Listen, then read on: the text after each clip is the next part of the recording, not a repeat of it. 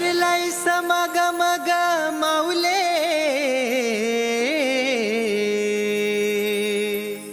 भरलाय समागम ग. महाराष्ट्राची पावन धरती, जिथे संस्कृती आहे, संगीत आहे आणि भक्तीचा मधुर सुगंधही.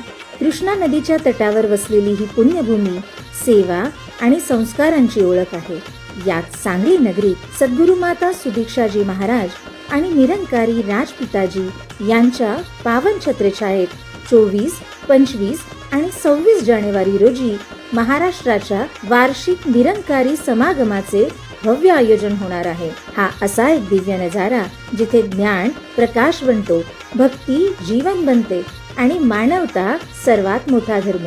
या आध्यात्मिक संगमाचे साक्षीदार बना.